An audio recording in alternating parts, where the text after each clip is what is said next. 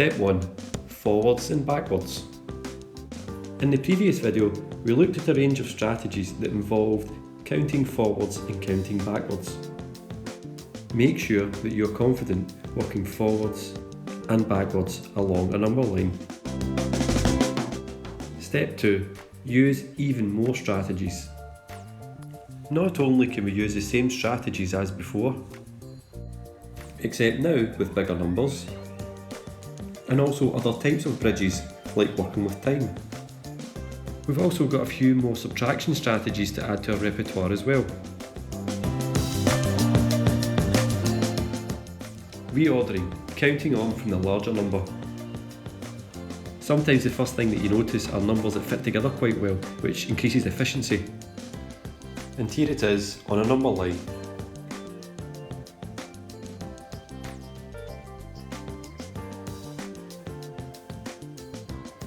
Doubles or near doubles. When the numbers are similar, double one of them and then add or subtract the difference.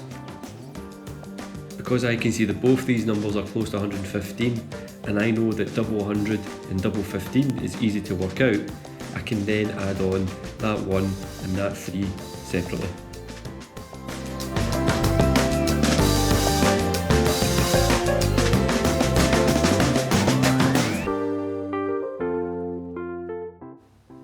Make tens or bridges.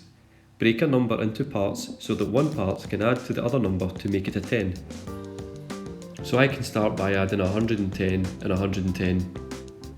And from the 6, I'm just going to take 2 just now onto the 8 to make another 10. That then just leaves me with 4. So now I have 110 add 110 plus the 10 plus 4. 230 plus 4. And here it is drawn out on a number line.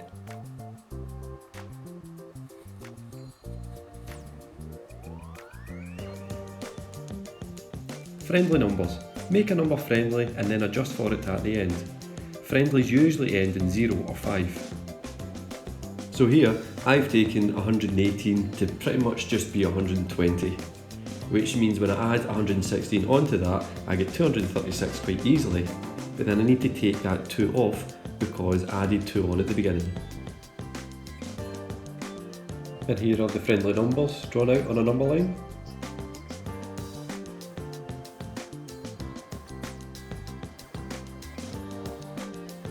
Compensation.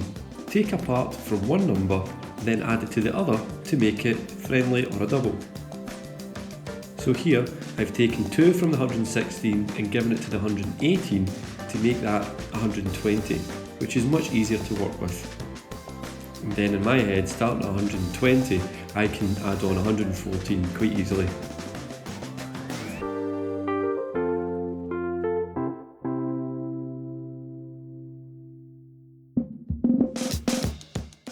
Place values.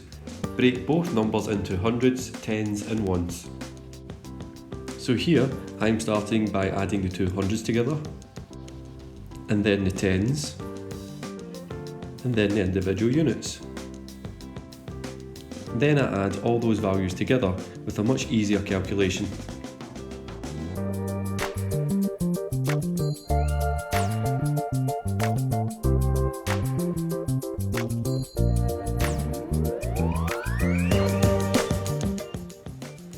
Chunks. Break only one number into place values in 10 bridges. In this example, the 118 has been split into 100, 10, 4 and 4. It makes the 100 and the 10 easy to add on, whereas the 8 was split into 4 and 4 because 4 goes on to 6 quite easily to a round number. And then I can bridge from there with the last 4 to add on.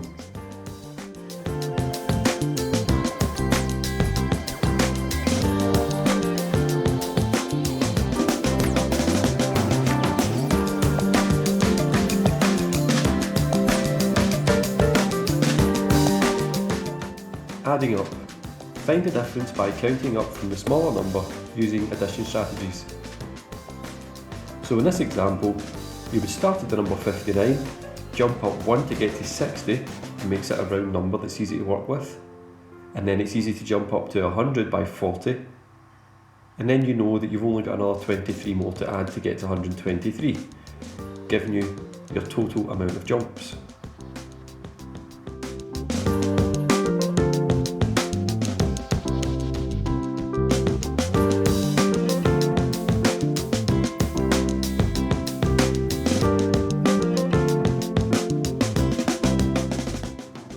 Adjusting for easier numbers.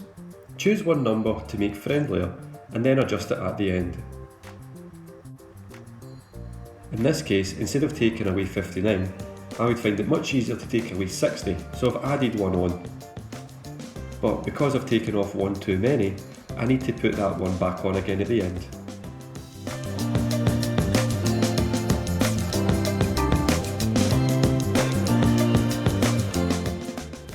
Removal, or counting back in chunks. Start with a larger number and count back in chunks to get close to friendlier numbers. In this example, the number 59 has been broken down. First of all, taking off 20, because that gets me to 103, then another 30, because I know that will get me to 73, which leaves me with 3 to take me to that round number of 70, with just 6 left to take off.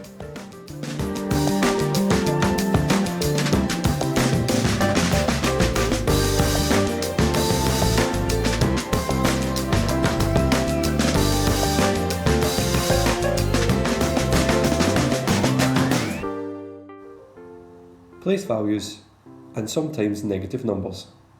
Break each number into its place values and subtract.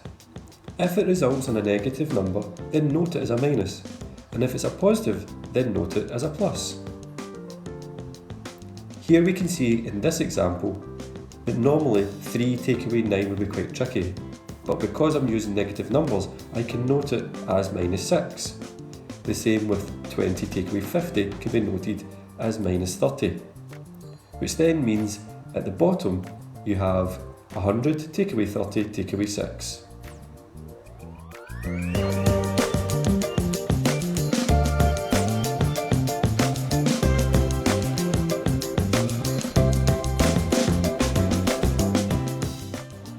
Constant difference. Change both numbers by the same amount to make one of them friendlier.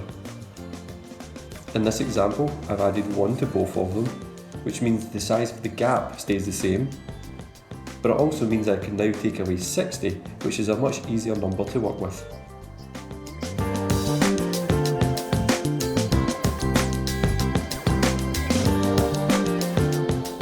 It should be noted as well that this method of constant difference makes the traditional algorithm, or sometimes known as a chimney sum, much easier to calculate. Instead of trying to subtract from 0 and exchanging tens, all you have to do is take away 1 from each number and you're now subtracting from 9, which is much easier. Step 3. Play, draw, think. Remember, they're never too old to use physical objects to help them count. That includes their fingers too. And remember, all these strategies can be drawn out on a number line. It's just about deciding how many jumps you want to take and how big those jumps are. That's where the strategy comes in. And then eventually, by playing with physical objects and by drawing lots of number lines and doing these jumps in different ways and trying out these different strategies, you'll be able to play about with those strategies in your head and think about which strategies work best for the calculation that you're doing.